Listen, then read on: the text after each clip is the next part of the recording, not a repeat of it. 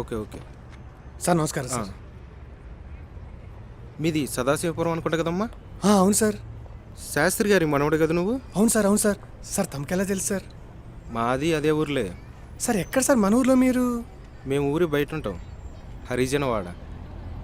మీరు అట్లా రారు కదా, ఏంటి ఇటు వచ్చావు? ఎంఆర్ఓ నోటిఫికేషన్ పడినాయి కదా సార్, అప్లై చేశాను. ఎంఆర్ఓ అప్లికేషన్లు లేవు కదా, మీరు ఓసీలు కదా సార్. 4 పోస్టులు పడినాయి కదా సార్ ఓసీలకి.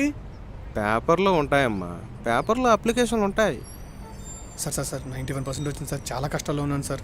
సరే ఒక పని చేయి, ఇప్పుడు ఇది ఆఫీస్ కదా, బయట ఒకసారి కలువు చూద్దాం. మీది మంచి ఫ్యామిలీ, సార్ సార్ సార్ శుభ్రంగా చూడండి పెట్టుకోండి సార్. నాకు తెలుసు కదా. ఒకసారి బయట కనపడు. Sir sir sir sir sir sir మళ్ళీ కలుస్తాను సార్ తమరిని. సార్ నమస్కారం సార్. సార్ ఒకసారి నా సర్టిఫికెట్లు చూడండి సార్. నాకు 91%. సర్టిఫికెట్లది ఏముందమ్మా, ఈ రోజుల్లో అందరికి ఉంటాయి. నువ్వు పని చేయి, నీ ఉంగరాలమ్మి ఒక 50,000 పట్టరా. దేనికి సార్ 50,000? ఓ సర్టిఫికేట్ పెట్టేద్దాం. ఏ సర్టిఫికేట్ సార్? ఇండియాలో పెద్ద సర్టిఫికేట్ ఏ ఉందమ్మా, క్యాస్ట్ సర్టిఫికేట్. ఓ క్యాస్ట్ సర్టిఫికేట్ పెడదాం.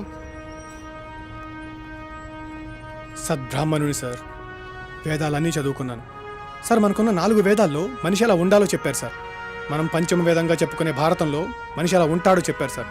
కానీ మనిషిని ఎలా ఉంచాలో ఎలా తుంచాలో కూడా చెప్తూ మనమే ఒక వేదం రాసుకున్నాం సార్, 6వ వేదం. దాని పేరే రాజ్యాంగం సార్. సార్ అప్పట్లో ఉన్న పరిస్థితులు బట్టి ఆ మహానుభావుడు దళితులకు 10 సంవత్సరాల రిజర్వేషన్ కావాలని రాశాడు సార్.